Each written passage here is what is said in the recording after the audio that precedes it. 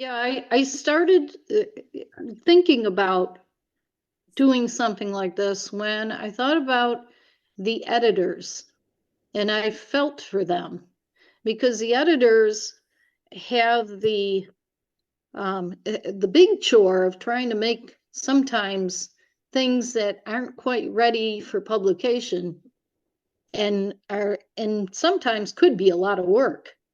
And they have to have a lot of patience and everything else, but they don't get recognized very often. You just see a name, like in the review, you see who the editor is, but you don't get a bio, you don't get anything special for the editor. So I kind of felt for the editors. And I thought, well, their importance in saving history is very, very big. And so I wanted to celebrate them. But then when I started digging into all the other people that were responsible for AWA in the beginning of AWA, I found out so much more information, so it evolved. But and my husband, Jim, did a lot of work with the photos. So you can see if the photos look good, he did the work. So it all began with a few radio amateurs and their dream to preserve history. We did see this picture in the 2002 50th anniversary version from the founders, but we found another photo in the library, which is to the right, and it was much brighter and nicer to view when we scanned them. So Jim did some work with scanning, and we were able to put together some very clear, nice shots at the last minute. So who were Bruce Kelly, George Batterson, and Link Kundal, and why did they form AWA? All three were radio amateurs and worked at Kodak. All three were dedicated to the preservation and study of the history and artifacts of wireless and radio communication. Bruce Kelly began collecting tubes and early equipment in 1936 when he was only 22 years old. He's a little older than 22 in this photo. Bruce Kelly's mission was to research and document the history of the art so that it would not be lost to future generations. How were they able to successfully create a museum? Kelly collected radios and had a barn. So George Batterson combined his collection with Bruce's and brought his 1 kW rotary spark transmitter, still in operation in the museum today. Link Kundal was a master at restoration. And we found these photos in the library. And some of them actually were marked on the back. The one to the right was marked that it was taken in 1965. I believe the one to the left is from the expansion of the museum when he moved to Bloomfield. So, because the one to the right was taken in 1965. But in 1958, Bruce moved from his original museum to the carriage house in Bloomfield, and he was able to expand the museum.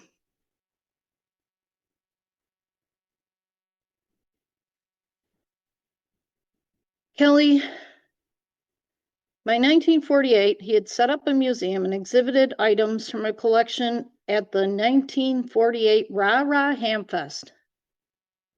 Bruce began to produce slideshows, capturing stories and history, and presenting to anyone with an interest. With the help of the resources provided by Kodak, Bruce was able to produce and preserve excellent presentations on radio history. And he loved especially young people's interests. And you can see Bruce with his booming voice showing these youngsters all about radio history, his favorite subject.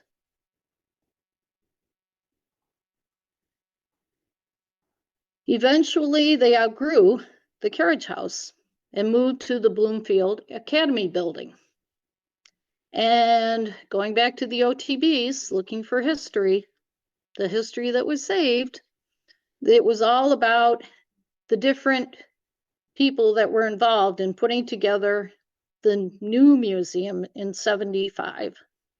And George Batterson, Lynn Kundle, and Bruce Kelly were all on the action and still involved. On the left-hand corner underneath the George Batterson at the key under the museum, you'll see Bruce Rollison and Dick Ransley on the floor sanding. And then to the right, the rest of the crew are cleaning up and assembling and doing a great job. They said the caption underneath the store was that nothing was for sale. It was just a fake display.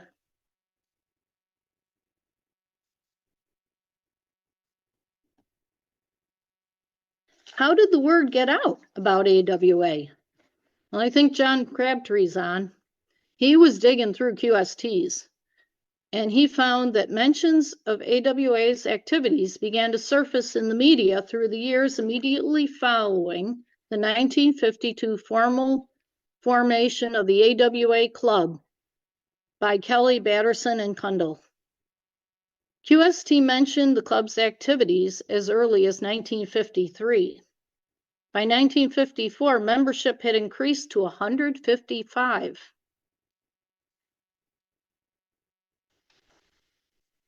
Kodak recognized their hams in the museum in their Kodakery publication. That was one that John didn't unearth, I'm sure, but it was in the AWA library.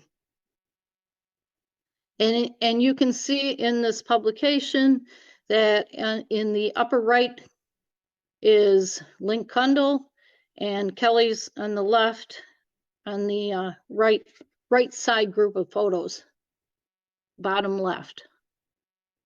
They had quite a group of hams at Kodak, but they did recognize that they were involved with the museum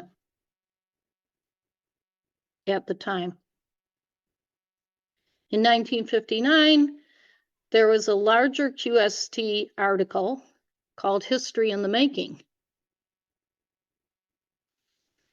And AWA and Bruce, there was interest. He wanted to find out if anyone was interested in having a bulletin. So Bruce Kelly sent out a newsletter.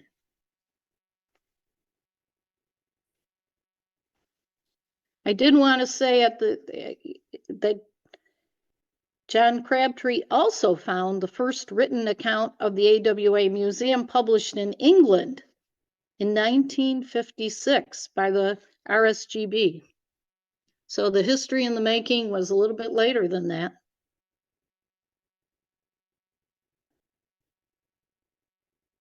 The response led Bruce to create the OTB, his Old Timers Bulletin. And there's some examples of the earliest bulletins put out, but we did find that there was one that was earlier. The very first example of the Old Timers Bulletin was an 8.5 by 11 mimeographed copy. And this one was all marked up. I think it was probably before it was even put out, because it changed to the format very quickly that you see on the right.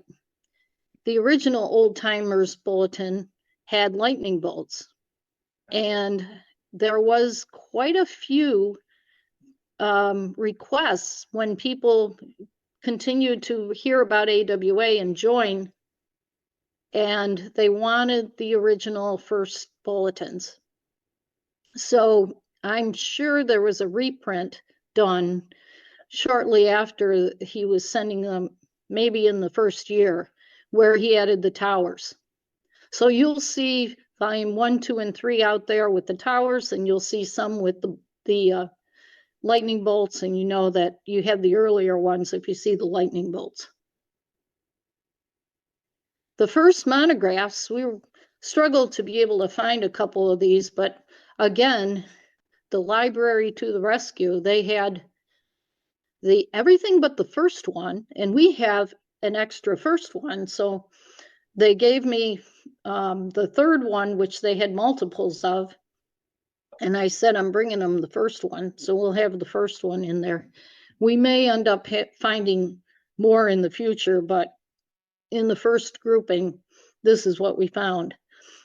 And Dan McCoy did an article on amateur radio in the New York City area, which was actually part of the second, I think it was the second year, or around 1961 or 2.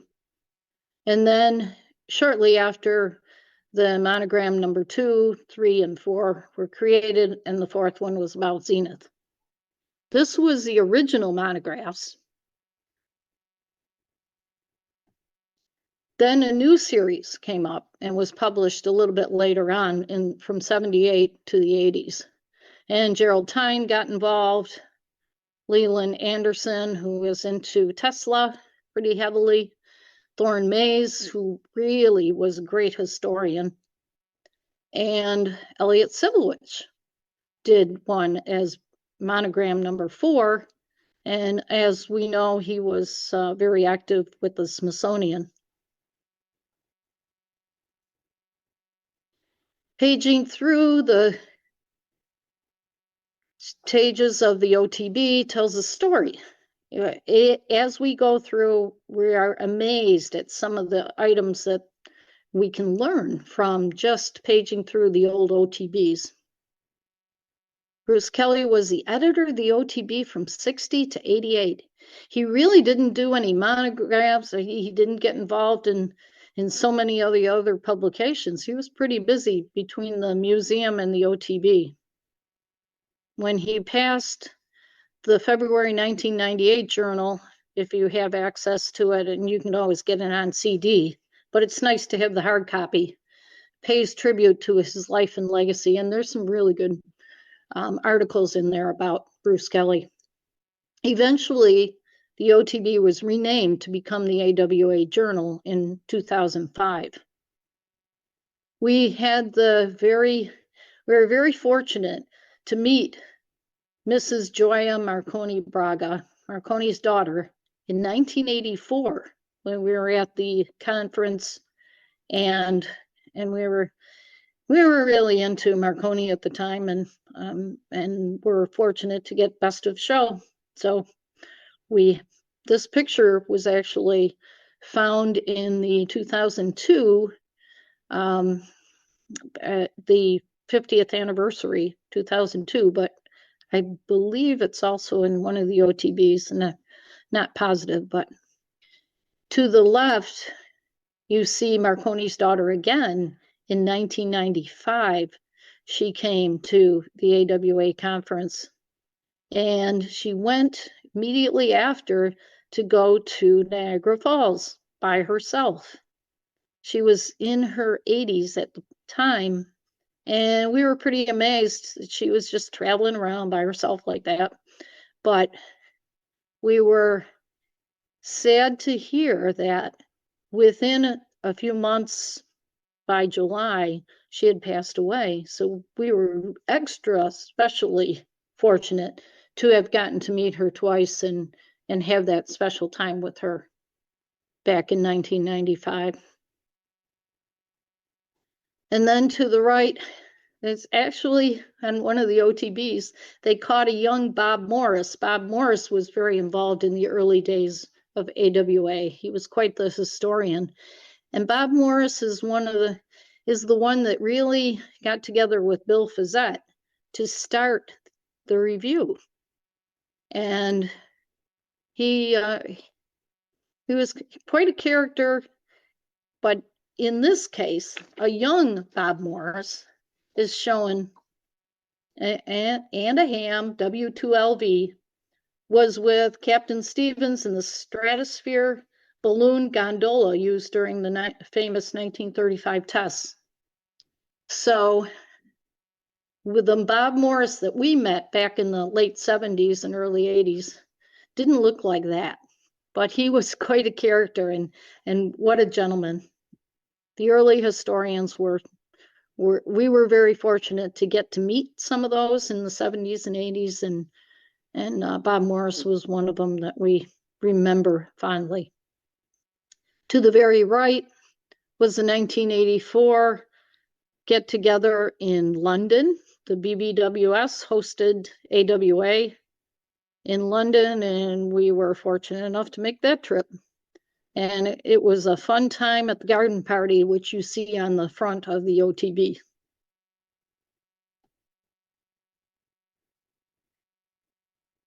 So the 50th anniversary was in 2002, and the OTB did some of the historical background of the beginning of the AWA, which was really good, saving that history. Through the years, you had Armstrong was on the front, and we got a chance to get a good shot of the best historian, Ralph Williams, as with it for Atwater Kent, with Atwater Kent's son. And that made the front of one of the OTBs back in '96. We also were involved with Radio Club of America's 100th anniversary, which Bob and Lynn and there were a number of us that managed to be there for that big party. Dave Bart was there. There was quite a gathering, and it was a lot of fun. And that made the journal and saved that history as well. Some of the local history helps to explain what we have in the museum. And to the left is Paul Godley and Bill Halligan from Helicrafters. And then that WHAM TV, I believe it's the one that we see in the museum. And there's a good explanation in there. And then as you see, the OTB and the review are together. They finally made it to CD, so you don't have to worry about getting the hard copy. But I think it's so much nicer to have a paper copy that you can curl up with. It's not so much fun to curl up with a computer. Eventually, there was a need for more longer and more well-researched articles, and the AWA review was born in 1986. And this is just a front cover of the Volume 1 and Volume 2. Some great articles, and Thorne Mays was involved. There's just some in the very first years. Lou Moreau talked about telegraph. There was, if you research these old articles, there's some incredible history that was saved. Thorne Mays also was a very special historian, and his wireless communication in the United States was a go-to piece of information. I mean, the incredible information that was able to be found. And I couldn't fault anything. I mean, knowing the history, he really did his job in trying to make sure that everything was very accurate. And when I put together some of the boards that told about the history and the history of the companies and the shysters that were involved, it was very handy to be able to use as a reference. Thorne Mays was an incredible historian. He was an exemplary example of a savior of history. And this wireless communication was a compilation of lectures, articles in the OTB and Review and other journals. His wish at the time was for anyone to reproduce the content freely. And this volume provided an incredible wealth of information, including stories about the early inventors, engineers, and promoters.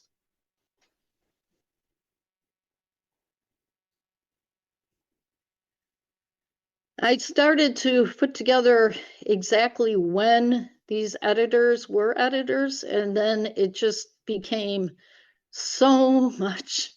It just filled and I wanted to be able to tell more about all the editors, which means that I'm going to have to probably have some small bios in a written form in the future. But Bob Morris and Bill Fazette were the first and the reason for the launch of the review. And then Lud Sibley, Tom Pereira was involved, Brian Bellinger, Robert Murray, Dave Bart, Eric Bruski, Anders Waddell was editor for 1 year for Europe in 2015, and Eric, of course, and Bill Burns, Joe Knight. Joe Knight really got involved for a year. Tim Martin, our current editor, joined the team in 2019. All I could think of was the pay is non-existent, but the results have been priceless for historians, and every editor deserves the highest of our gratitude. And I can't say that enough when I look at what the editors have done for us. Got a few faces on there. Yeah, Eric, you got in there too. And Mike Molnar, he cracks me up. For being an engineer, he's got the greatest sense of humor. You know, most engineers, well, I can't say most, because there's some very fun, really guys that can just have a lot of fun with being an engineer, and they're right-brained and left-brained and very good about that. But he always ends up, if you see, and I love to read his bios, because at the end, he has him and his assistant, Lila, and they're preparing for the blast from a loose 7 Seas radio. They sure wish it had automatic volume control. And of course, that was his bio at the end of his article on automatic volume control. Lud Sibley was involved in the beginning, and he's always been the greatest of tube historians.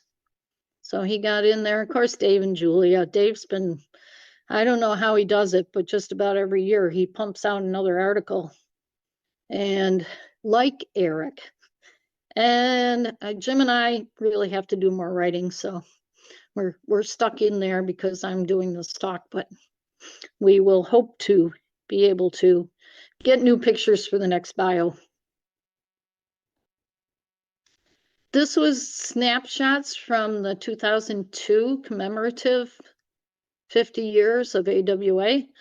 And there's some great photos, and I'm trying to find the originals so that we can make them, you know, put them up in AWA in a clearer fashion.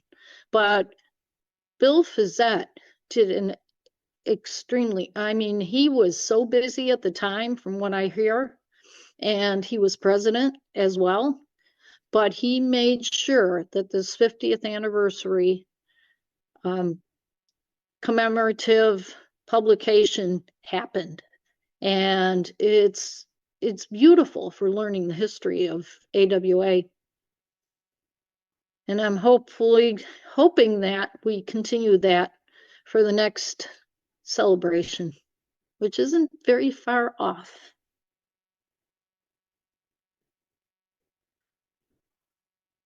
Through the years, the reviews have are an excellent resource when creating museum displays and identifying, preserving the rarest artifacts. The Atwater Kent volume number 12, which we don't have a lot of extras, I don't think, anymore, but Ralph Williams did such a great job. He took other information that he had already previously published, and then he put it all together in one review, and it provided an immense amount of information. We had to create a list to pick up a donation, and we went back to that book and back to the, what we knew was there, and we're fortunate to be able to go to pick up that donation from their Voice of the 20s museum and save it at AWA. It was just, Ralph Williams was a world-class collector and historian. There's nobody like him for Atwater Kent history. Ralph and Eleanor were a mainstay at the contest. And I remember way back when Ralph showed Jim and I what we had to do to make a good display and make a good display board, and how you had to make sure that the main focus was the best one, and pick out all the things that pointed to your display.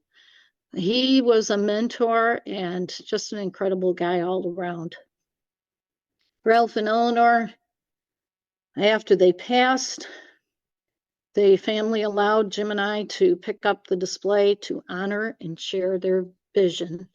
And we were very honored to be able to do that, honored and humbled, because what a great legacy they left for AWA to be able to display and remember them.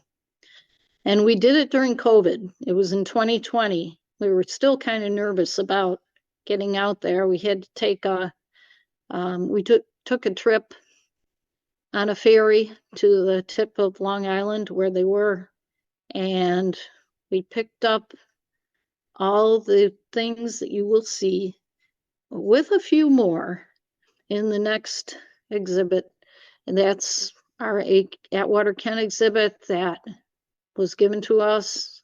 They gave us all the choice of the best radios that they had, and it was incredible. We were a bit nervous about making the trip during COVID, but it all went well, and we were just very blessed to be able to save this part of the Atwater Kent history.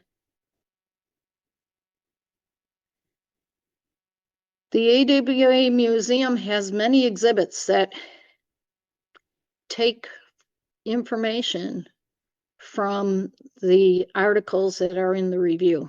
There's actually a few articles about Titanic.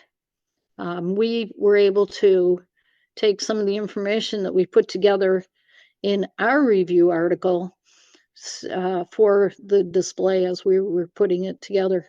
And it's kind of funny that you write something and then you can use it as a reference, but it's not really funny, because it's good that if you've done all the work to make sure that the information is correct, then you can use it for the future. And that's what the review and the articles help in developing, anything that can help others to understand the history. The latest reviews has many great articles as the writers work to continue to save the history. A few must-reads highlights in the 2023 review are Dave and Julia Bart's article on Bell Labs' giant horn antenna. And Bell Labs is going to be 100 years next year. Richard Brewster's article on the evolution of the TV receiver, and Eric Winnes' article on DeForest and the Audion. But all the articles are superb, and a tribute to the editor. This year's review includes so many more treats. Mike Molnar on automatic volume control. You already saw the picture from his bio. Rachel Isbell Branch's story about how she saved the incredible history of her great uncle Isbell to be preserved at AWA. And Eric Winnes shares more about his never-ending quest to unearth all there is to know about DeForest and the Audion. And there is so much more to learn.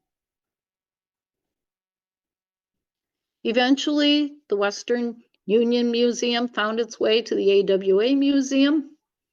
Stu Davis preserved the artifacts and paper from the Western Union Museum, which ended up going to Sherman Wolf.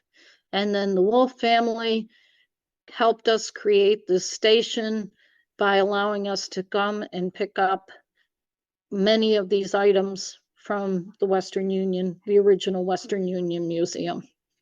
So it was a great saving of history by Stu Davis, and right on down the line from the Davis, from the Wolf family, which we are very grateful for.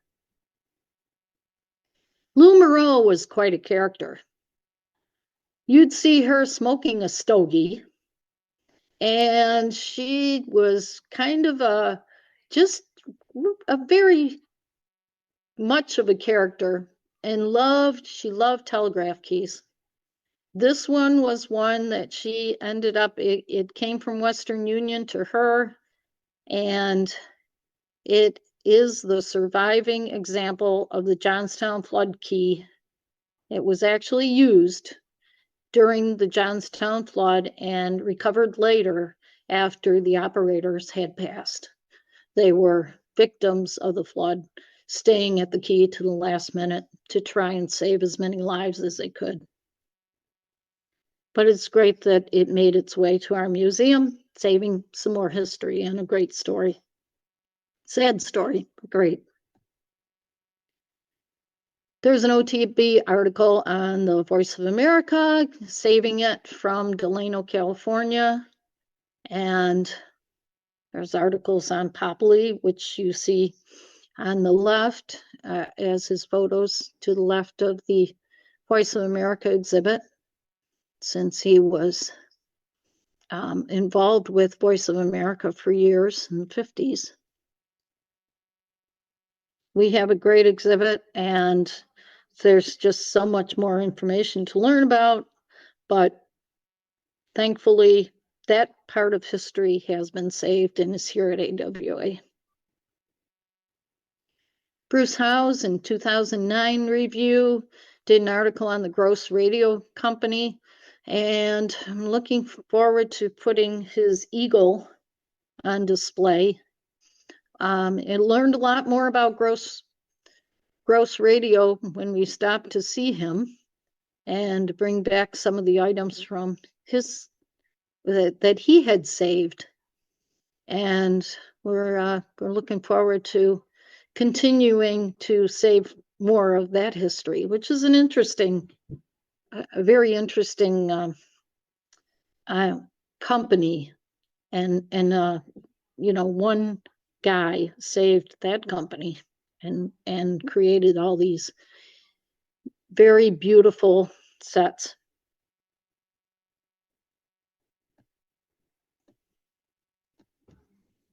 Jack Popley's television was saved for us by June, and you can check out Mike Molner's story in the 2019 review, as he tells a lot about the television and Popley. But you got to read it. There's numerous articles about E.H. Scott and the radios they produced, and all these items are in the museum. We need to tell more of the stories, so I guess we'll be catching more information from the reviews as we go to make new displays. But there's some wonderful history that's been saved in the reviews. Mike Molner got on the back in action in the 2013 review, tells the story of Hazeltine's invention of the Nutridyne. And we had one of the OTBs that spoke about Hazeltine as well.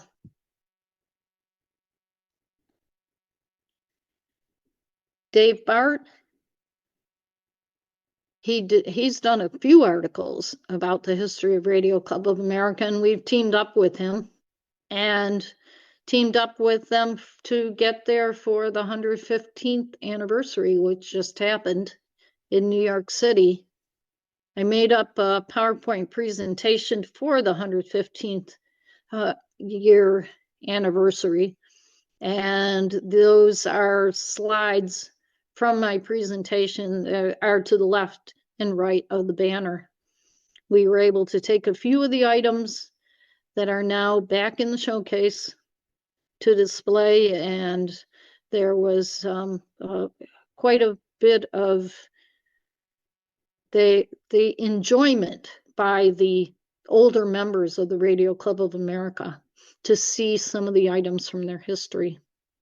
Hopefully, we'll continue to be able to preserve more as time goes on.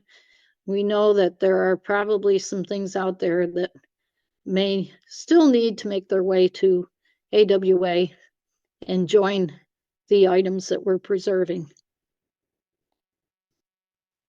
Gerald Tynes' Saga, the Vacuum Tube, is it's basically a Bible, and it's been instrumental in creating tube displays such as this, which references his Saga, the Vacuum Tube, for all the tubes that are on this board.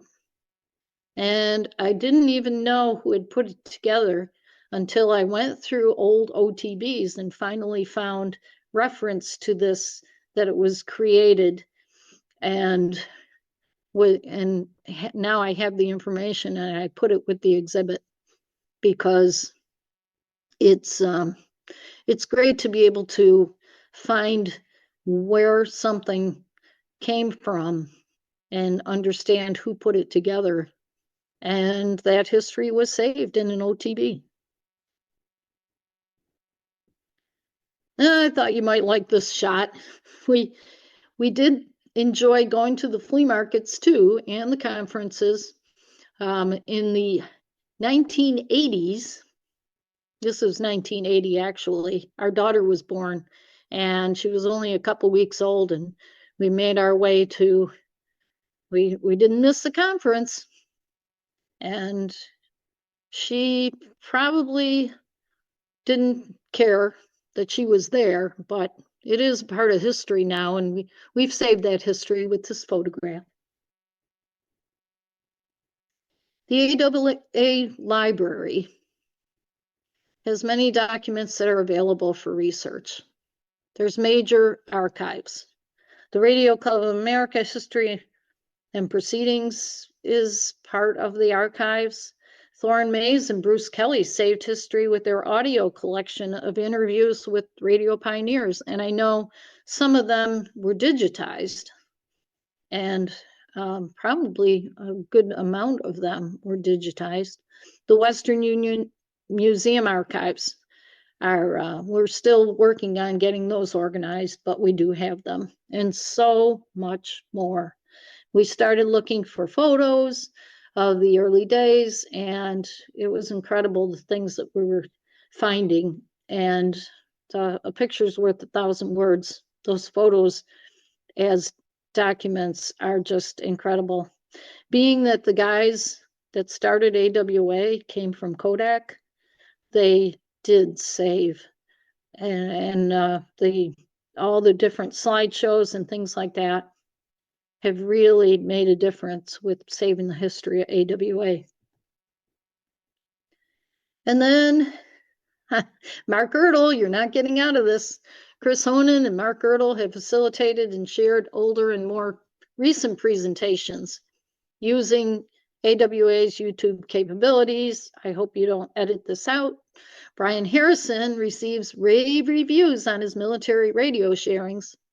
Ed Gable's amateur radio topics are really great to view as well. And if you have a passion for history, please consider sharing it. Now, there's so much more. And writers, historians who faithfully volunteer to save history. There is so much more than I can share today. But you can learn more by joining AWA or just visit our website. If you have a passion for history, please consider sharing it. Copies of many back issues of the OTB's journals and reviews are available to order online, and they're very reasonable. I think that everything that's all that information, it's priceless. So I think that for a couple bucks for an OTB or 6 to 20 for a review is not unreasonable. My sincere gratitude goes out to all who save history, including my husband Jim, who took and optimized the photos. And thank you for joining us today. And I hope that you enjoyed this presentation, and we look forward to being able to share more of this history in the future.